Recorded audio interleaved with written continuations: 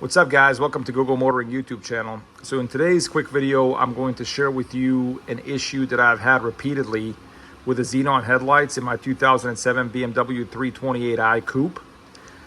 So since I've owned this car for the past, 10, 11 years, several times I've had this issue happen. I don't know if you can see this in the video, but the Xenon headlight ends up getting dislodged from the casing, the light casing, and ends up just sort of being all the way up. This usually happens if you go over a speed bump, a pothole, uneven roads, etc. Some sort of an impact to the car, and the suspension results in the headlight being dislodged and then being stuck in this up position. And when that happens, you're not able to put the headlight down without actually getting to the headlight. And as I'm going to show to you here shortly, BMW has not made it easy for you to access the headlight. In order to access the headlight, what you need to do is you need to remove the wheel, and then this cover here, the mud guard, in order to gain access to the headlight and push the headlight back in. So it's super annoying, and it's something that requires you to take the car to a mechanic unless you're really handy with doing DIY stuff on your BMW. And it's frustrating, and it's a safety hazard, because when the light gets stuck like it is here, it's effectively blinding the oncoming traffic, and it's not doing a good job of illuminating the road. It'll illuminate the top of the trees, it will illuminate street signs, but it's not going to illuminate what's directly in front of you. So it's pretty frustrating. I think if you look at my other headlight here, that one's okay, like everything's centered and it's in place, and you can adjust it if you want to.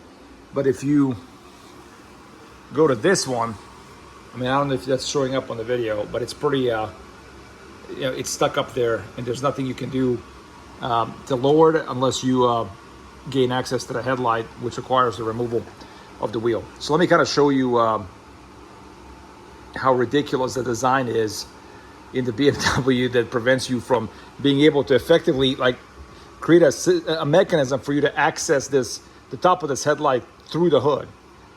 You just can't do it. All right, guys, so here's my BMW 328i with the hood raised, and the buttons that you should be able to use to lower your headlights up and down is this button right here. I don't know if you can see it. So you can take any sort of a screwdriver and you can start turning the wheel,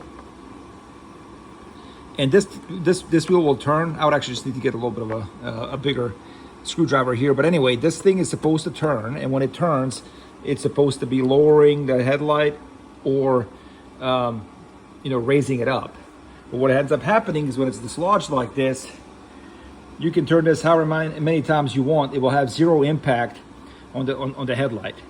And BMW has not really created any sort of a way to access this headlight from the top of the hood. You got this piece, but you can't get to it from here.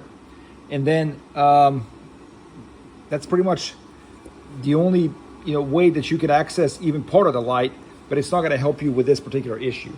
So in order to get the issue resolved, is I've seen some guys they'll remove the airbox and kind of try to come around to gain access to the headlight. But what most people do, and the most efficient way to do it, is to remove the wheel and then access it from underneath here. And so anyway, I'm gonna go take this to my mechanic so I can get this done. And it's just one of those things that, if I'm picking one of my least favorite things about this car, it's the design of these Xenon headlights, and how BMW has made it extremely difficult to get the issue resolved whenever they pop out. All right, guys, if you like this video, please give it a thumbs up. Stay tuned for more videos. Thanks. Hey guys, so here we are inside the car, and then you could just sort of see just on this tree how high the light sits, because it's stuck in that upward position. Look at it, it's lighting up the top of this tree, and I'm not that far away from it. Obviously, the further away you get from it, the more it lights up the tree and blinds the traffic. I think you can almost see that stop sign the top left of the stop sign getting illuminated. So that's basically, you know, what ends up happening, and you end up, you know, blinding oncoming traffic, and you also are not able to see really well. So we'll get this fixed, and there you go. Thanks.